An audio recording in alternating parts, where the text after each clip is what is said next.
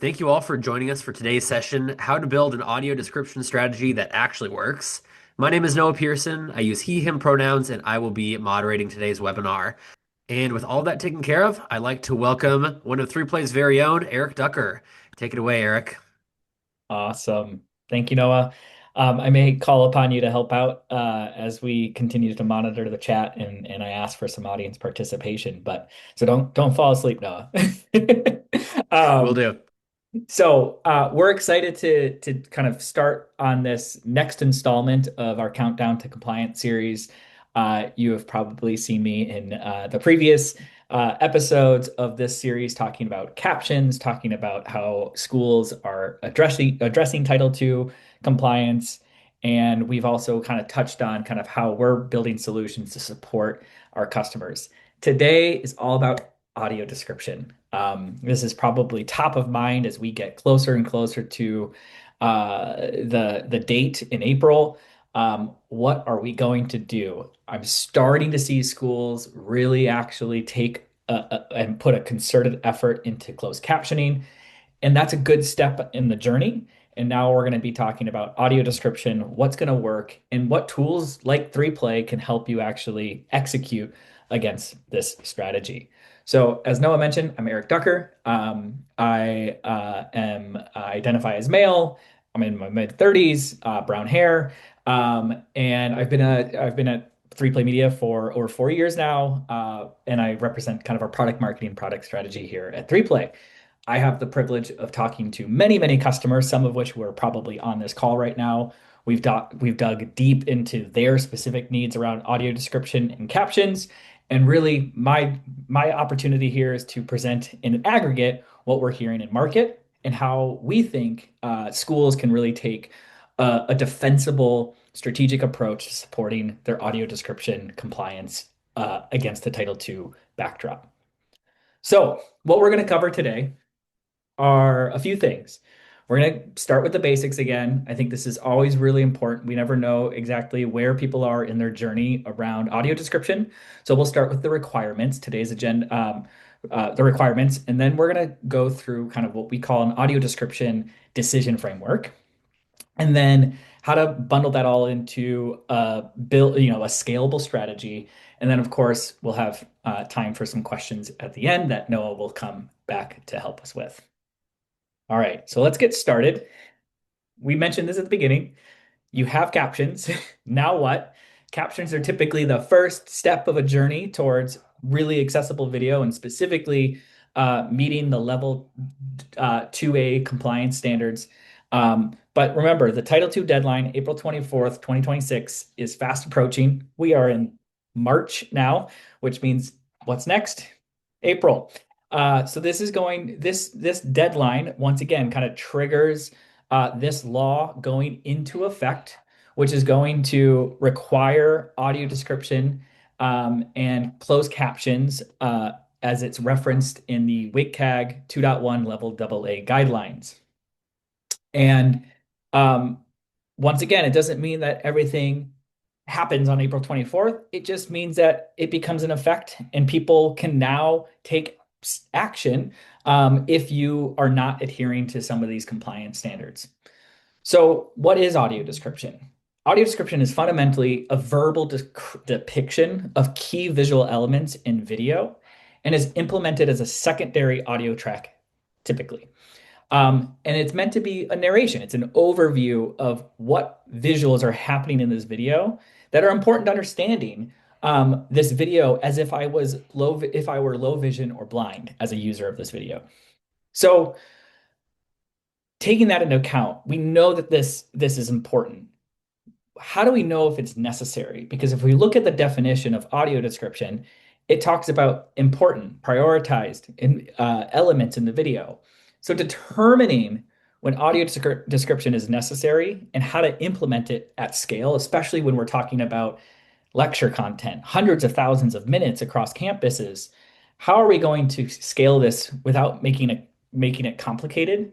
And this is where a clear decision framework, which is going to combine not just like what's in the video, but also a little bit of prioritization and reality around what's possible and building a defensible framework for our audio description strategy. So when do you need it? So here it is. Very straightforward, more a little nuance once you get deeper. But the first is understanding the video type. Identify the video type and the purpose. And specifically, like, where is this video going? If this is going to be in front of a large audience, you likely are going to be exposed to more compliance risk if you don't do audio description. There might be platform limitations. So if you're sending a video to a platform that doesn't support audio description explicitly, you may need to rethink about how you build that video, construct that video, knowing that you can't necessarily adhere to creating an accessible video content. Number two, evaluating the impact of lack of access. So just because the audience might be small, the impact might be large. So it's important to understand, is this audience or is the content in this video going to be critically important? Is it safety information? Is it training information? Is it critical content to be successful in a course? Is it critical content that's required for employee training at the university? So understanding the impact of access, knowing where and who your audience is, those two components are truly your decision at the end of the day as a university. Where do you see the most risk in terms of exposure to not complying with this law? Same thing with captions. At the end of the day, no one has to do any of this. There are consequences potentially to not doing this.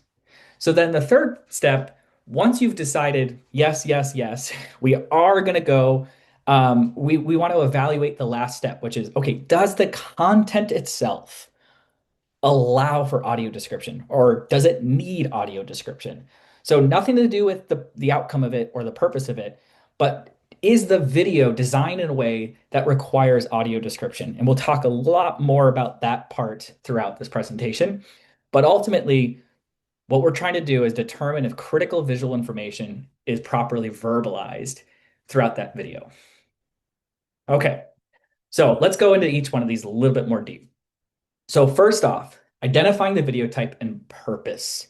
So we're going to ask these questions to ourselves and we're going to document, and we need to make a policy around this. Is this video part of essential academic content? Is this video public facing? Is this supplementary or optional content? So you might make a policy at the university level based off of the answers to these questions.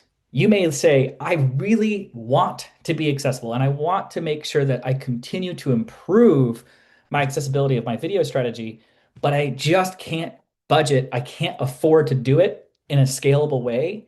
And so I'm going to prioritize on, say, essential academic content or public facing video. Those are decisions that you have to make. Free play and vendors aren't making for you. But ultimately, the guidance here and what we've picked up from the rest of, from your peers are videos that are core to participation or compliance are more likely to benefit from audio description. And then optional or decorative content or, short-lived content where the audience really well, like it might be lower priority or not necessary. So there's just environments in which we need to put a lens on of like, how do we define a policy of making a decision to move forward to the next step, which is ultimately let's evaluate the impact on access. So we've made a decision that within our framework, we are going to proceed with attempting to do audio description. But before we're going to do that, we're going to make sure that we're evaluating the impact of this content itself. So we're starting to look more into what is in the content, what is the outcome of the content, what is being delivered in the content. Would a blind or low vision user miss essential meaning, instructions, or context without the AD? Could the lack of audio description impact academic performance, equal participation in the program, safety or legal requirements or understanding? We're in the student accommodation space. We're so accustomed to people raising their hand for help, for access. But ultimately, the point of the Title II updates is to remove that additional barrier, that social barrier of raising your hand. You might not be in a position and comfortable with raising your hand to ask for help, and instead you let your academic performance slip. So by not providing audio description in key moments where someone might not have the ability, the willingness to raise their hand, you might inadvertently be impacting their academic performance.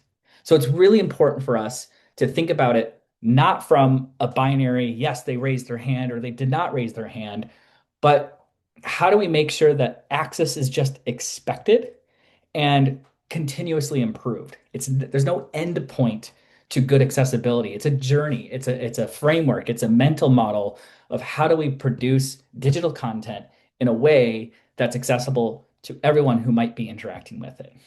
So ultimately, if these uh, um, answers to the above are yes, this is going to make an impact, you should definitely start looking at, is the AD required? And if it's not, if it's really not that important to the decision, sorry, to the impact of the experience of academic performance or safety or legal requirements, you may make a decision that AD is likely optional. We're not here to endorse yes or no. We're saying there's a framework in which you can make that decision, and we're giving you the tools to say, okay, how should I do this rationally in a way that allows me to document this and be defense and make it from a defensible position so that you can trace your steps back and improve over and over time. So then the last step in your framework is we've deemed that this piece of video content is in fact necessary to properly be described. But it doesn't mean that it actually needs this extra narration track.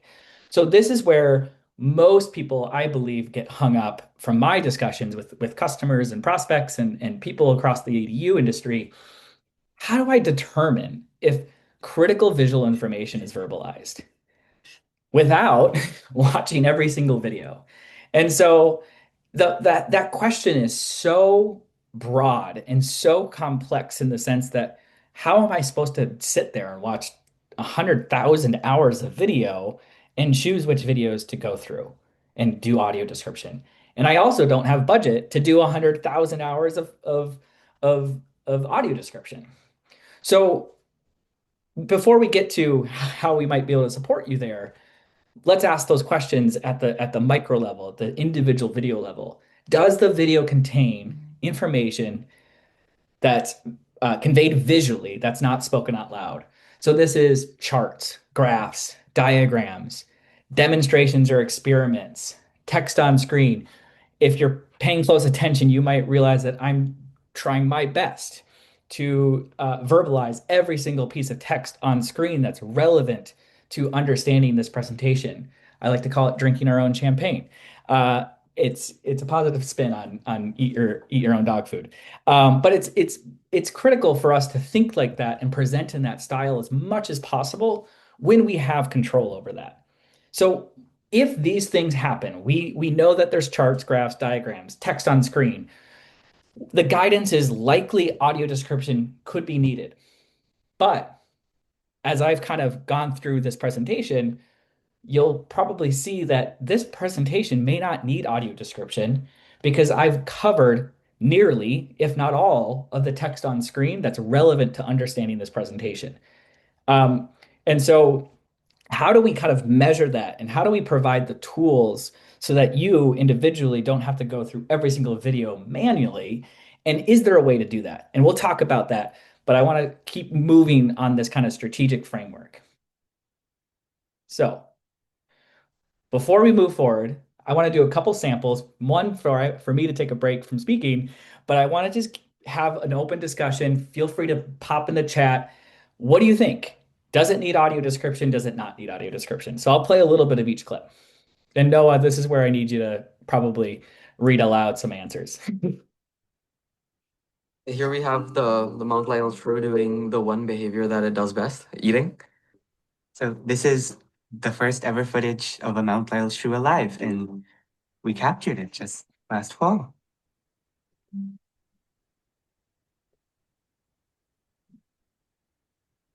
My name is Vishal Subramanian. I'm a recent graduate from the College of Natural Resources, Say some yeses.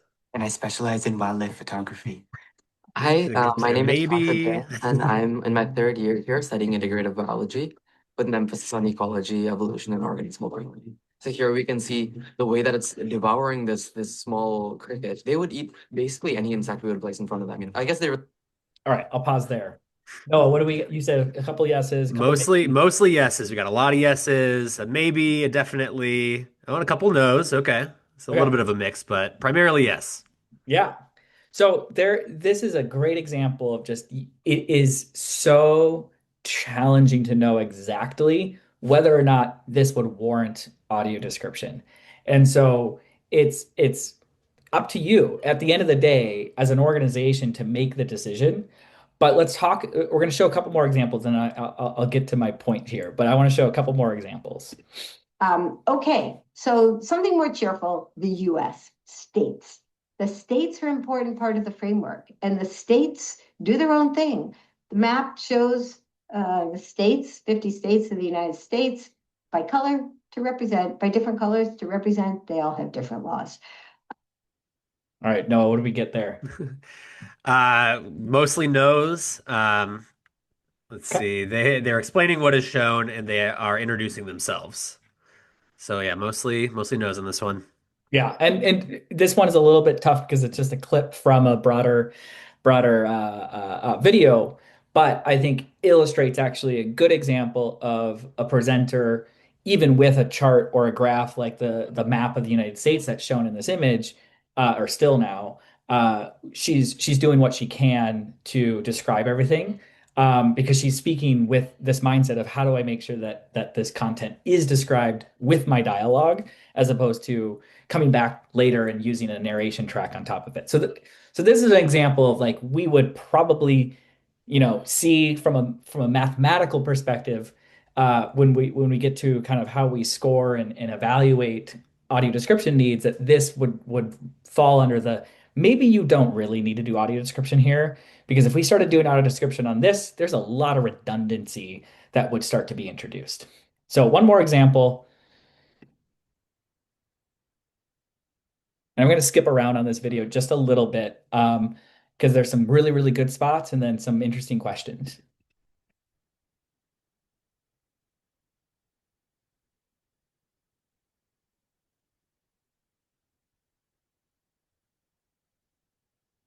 Okay, welcome to Introductory Calculus. I will start with some practical information, and then I'll tell you a little bit about.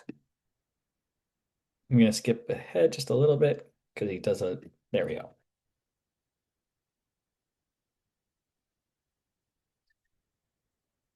So we have 16 lectures. The lecture notes are online.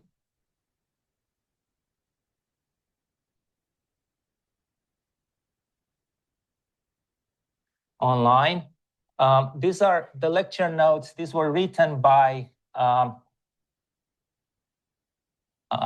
Kat Wilkins.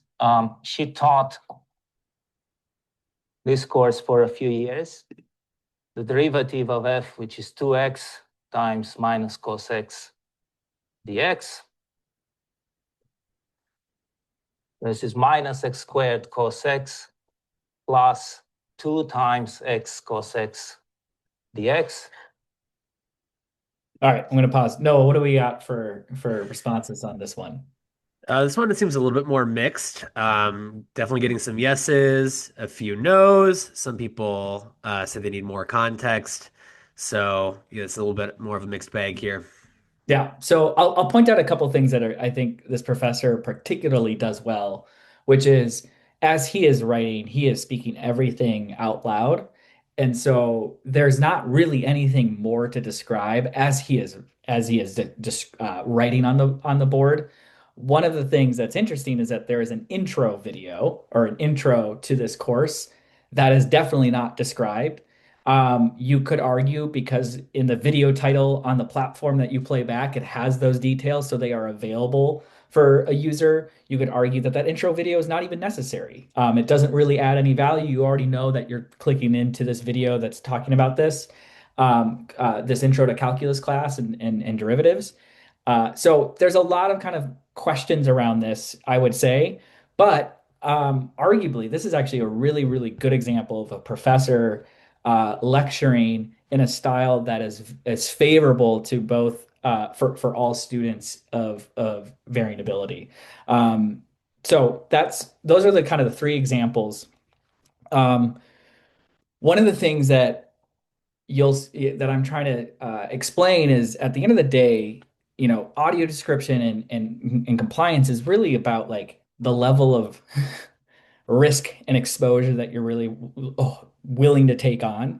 And so with advanced vision models that we have now because of AI, we can evaluate this video and actually see how much text is on this screen and how often throughout the duration of the video are there important elements happening, and compare that to the dialogue and say, and basically assign a number or a percentage that says, hey, this particular video, only 2% of the video is potentially not covered by the dialogue, or 2% of the visuals are not covered by the dialogue. You might argue that that 2% super, super important and we should audio describe it anyway. Or you might argue that, wow, 2%, 98% of the video is adequately describing the visuals through the dialogue. I might not prioritize that. So we'll talk about that in a little bit, but that's where this challenge of like, what do we audio describe? What do we not? It's your decision. It's your policy. How do you defend against that policy? But then obviously having the right tools that can help you do this at scale, so that you're not having to go through every single video by hand. So let's talk about what actually needs to be described. So I mentioned some visuals would have been redundant in that Laney Feingold example if we had a description overhand. It would be pretty redundant. You wouldn't necessarily need to describe it. But ultimately, there's four key things that we're always looking for in audio description. One is actions. So what people are physically doing on screen, especially if not verbally described. A talking head like what I'm doing right now doesn't add any value to the video. Whether I move left or right, that's not the type of action that we're looking for. We're looking for visual action that changes the narrative of the video. So someone creeping up in the background behind you is probably important if that's not caught in the audio at all.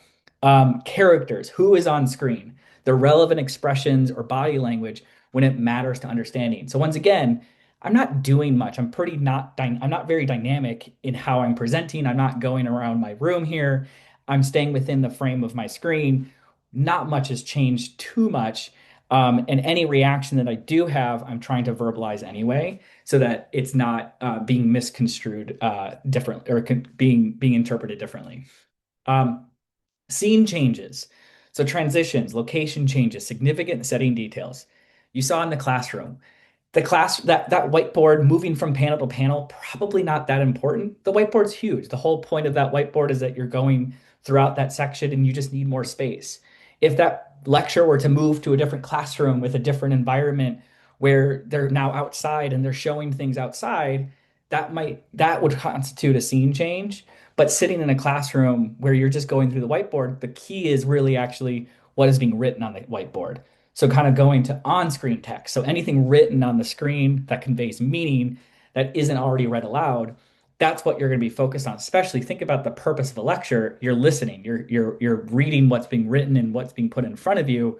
But if that classroom becomes a dynamic environment like the outdoors, where you're picking up things off the ground and showing the students in the classroom and people are peering in, then you might want to consider narrating that if it's not being narrated in the dialogue.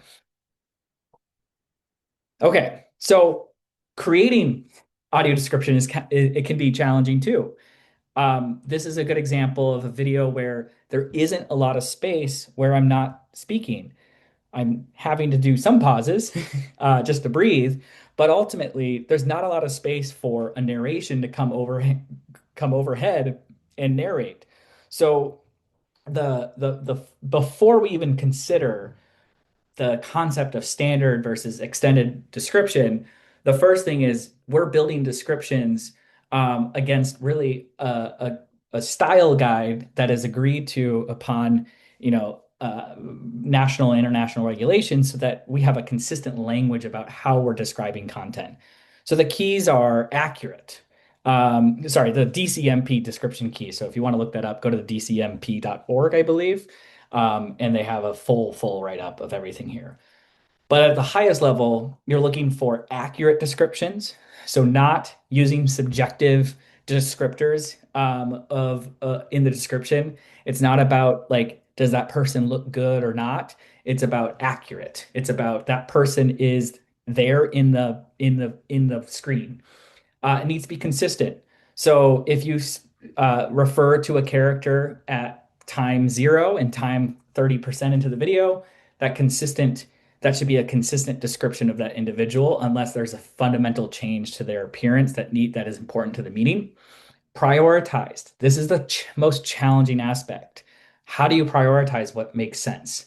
This is where human scriptwriters have been excelling at, and this is usually where human judgments come into play the most, especially when we have very, very limited time in like a standard description length. Appropriate, as I mentioned, it's not meant to be subjective and equal. Once again, making sure that we're trying to create a description and an experience that results in an equal experience for a blind or low vision user as the sighted user. So quick tips when creating video, and I've kind of peppered these in throughout the presentation, is we want to always say what you show, especially in these lecture type formats. We have the privilege of really being able to read everything aloud. There's not really a driving narrative force like in Hollywood where you are trying to create different experiences and silence is part of the story. It's and explain what it means. Explain why this chart is there. You don't have to label every single number along the chart. It's more, how do we generalize the chart, make sure that people understand that this chart exists and how to analyze that chart. And then finally, there's this standard versus extended audio description. And standard audio description, which is explicitly written out in the level 2A guidelines, means that the description is going to fit into the original length of the video. So we're just going to get to use the pauses, like right there. And those pauses might be really, really short. But ultimately, this is the easiest thing to publish from a technology perspective. And it's also how pretty much all media and entertainment publishes audio description. But in academic content, there's not a lot of room for pauses. And there's a lot more visual information that might be missed. And so extended audio description gives a scriptwriter, whether it's AI or human, more space because you can actually pause the video. You'll put a time code and say, we're going to pause the video here and we're going to let the description run longer. And then we will press play, or the video will automatically start playing back once the description is over. And this allows for people to provide much more context and interrupt lecture style content where there's not much space. One thing that is of note is that technically from a if the standard audio description is not available, you are recommended, best practice, to do an extended audio description. But extended audio description is written into the WCAG 2.1 as a level 3A compliance standard. Cool. So this is a quick overview of what video platforms allow for audio description tracks or files. And I'll walk through all of them. But basically there's a list of platforms, and then we have supports standard audio description and supports extended audio description. There's a nuance here, which some of these support audio description in different ways. But ultimately, Kaltura natively in Kaltura's Reach product supports both standard audio description and extended audio description. Same with Panopto. MediaSite supports standard audio description, but does not currently have a mechanism for extended audio description outside of uploading a new video. Canvas Studio does not seem to support either audio description tracks without uploading a separate video. Yuja does support both AD and extended. Echo 360 supports standard but not extended. YouTube does support standard audio description. We have an article on that. Noah made a quick video on how that works, but still does not support extended audio description. Vimeo, the same as YouTube. And then Wistia supports both standard and extended audio description. So a quick nuanced point here is the publishing options. Not all platforms publish audio description the same way. Some support the audio as an MP4. So sorry, MP3. Yeah, sorry, MP3. It's meant not meant to say MP4s there. Upload an AD track. You can upload an audio described MP3 to your hosted video platform. Most of these platforms do not support API upload. Most of them are manual uploads. But with 3Play, we document which ones are supported in which method. And then, technically you can publish a second video with the audio description track as the primary audio to any platform, just like any other video. And then there is also a mechanism for some of these platforms like Panopto, which expects just the WebVTT file, and then you just upload that to their platform, and they will generate the narration on their side within the Panopto player themselves. And then we have 3Play also offers an access player, which wraps around third-party players as necessary, but not required for most use cases. Cool. Okay, so to kind of wrap up and summarize everything, the pillars of a sustainable strategy for audio description really starts with a policy position. What is the university's take on this? What is the university going to prioritize from a business perspective? And then from there, you can start your audit. Okay, I have all this video content. What content might need AD? What content doesn't need AD? Based on that policy, and then prioritization. Now we can feed, from the audit, we can prioritize, okay, these sets of videos do need AD. These sets of videos need human scripted. These sets of videos need AI scripted. Then you can create a budget and forecast. And then maybe before you go to ongoing monitoring, you go back to your policy and rephrase it and refine it. So your budget at the end of this step 4 here might end up influencing what the policy decision is, but this is really a continuous spectrum of we're going to constantly evolve this strategy as we can, as the technology gets better for audio description, as the budget expands or shrinks for audio description. And then ultimately it's ongoing monitoring, making sure that you have the tools in place to monitor your audio description performance from an execution perspective. So that might feel overwhelming. And so at the end of the day, 3Plays has designed a specific tool to support all of these steps. And everything from, we're just wanting to test a few things to we're going to have an entire strategy dedicated, and all of our audio description strategy is going to sit through the 3Play system. So we can help audit your files. We can help prioritize those files. We can help your budgets and forecasting of how you're going to execute audio description. And we provide continuous monitoring as you continue to produce more and more video throughout every semester. So real quick, what is Pulse? At the end of the day, we've talked about kind of Pulse Level A, which is our captioning solution at scale for Title II compliance. So that is our auto caption quality analysis tool, budget simulations and remediation for human upgrade for poor performing auto captions. And then really Pulse AA is what audio description is all about. So not only do you get all the access to Pulse captioning workflows, but then you can add in additional audit tools like, does this video need audio description? Will standard be a sufficient audio description track for this video? And then you can stop there. You don't have to do anything. But ultimately, we've integrated all of these auditing tools directly into our marketplace of human editors and script writers and additional AI script writing tools for audio description, which unlocks additional kind of insights to make sure that your strategy is as buttoned up as possible and defensible in case of a worst case scenario for your university.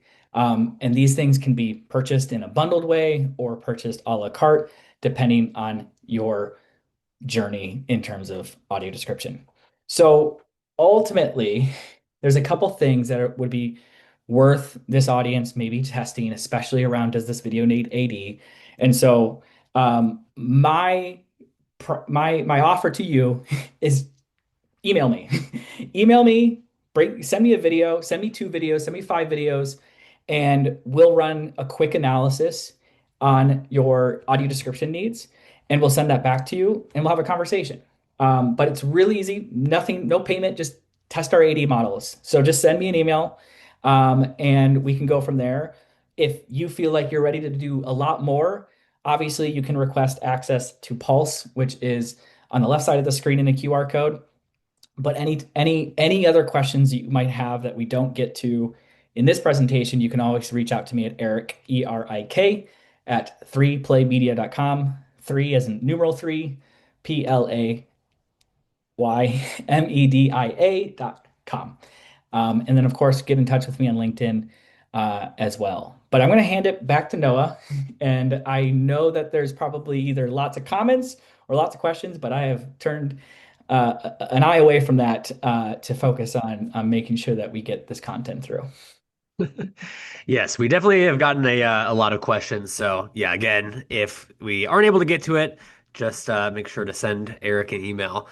So first one here, since this is federal law, do you have any guidance on whether faculty slash the university should be implementing this from the get-go for all courses versus a disability services office on an accommodation-based need? Yeah. So this has always been required for accommodation-based needs. This has always been if someone has raised their hand and come to the DRC, the Disability Resource Center, and said, "Hey, I can't access this visual information. I need support." That has always been a requirement by the law, and there's plenty of case law to back that up. So this is really about the kind of how do we get out of that hand raising motion into you should just create accessible content. And as I mentioned kind of throughout the presentation, like this is a journey. Like what's more important is about getting started than finishing. And so you might get started, you might just do an audit. You might just want to get an idea of what I need, like what's possible or what is my scope.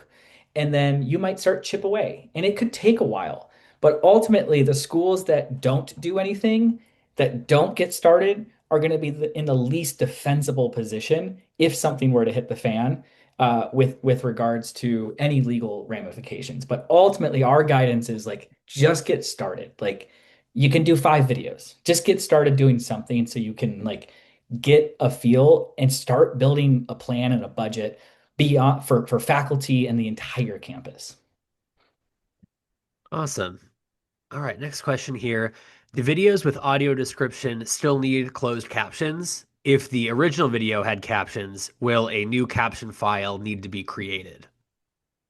So at least with 3Play, and I won't speak to every service out there,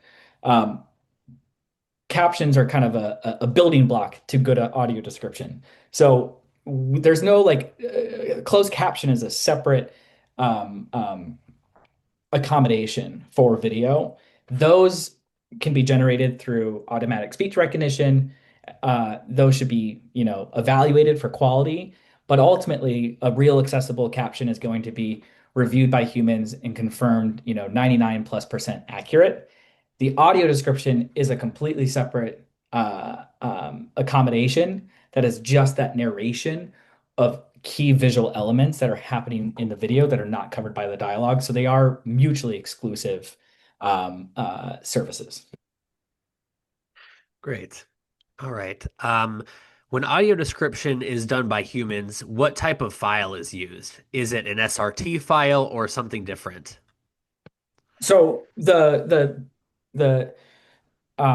audio description process from stripping away like the what actual jobs are happening, like what are the jobs to be done that we discussed, like paying attention to important visuals.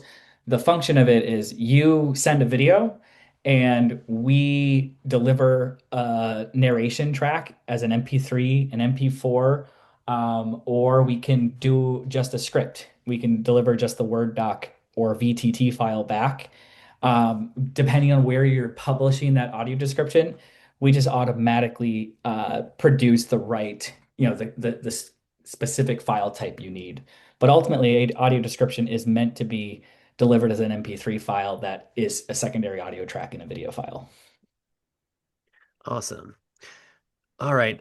We've gotten several questions here around social media posts. What is your recommendation for social media or other short form video content?